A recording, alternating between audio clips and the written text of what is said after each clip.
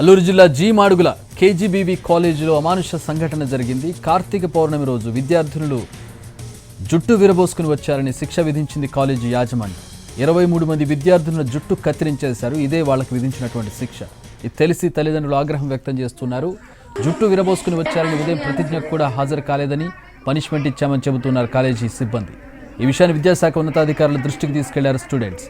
College సిబ్బంది తీరు ప్రస్తుతం వివాదాస్పదమవుతోంది. కస్తూర్బా గాంధీ బాలికల విద్యాలయంలో ఈ ఘటన చోటు చేసుకుంది. జీ మాడుగుల కేజీవీబీ స్కూల్లో కాలేజీలో ఈ ఘటన చోటు చేసుకుంది. కార్తీక పౌర్ణమి కావడంతో తల ఆరకపోవడంతో వాళ్ళు లేటుగా కాలేజీకి వెళ్ళినట్టుగా తెలుస్తోంది.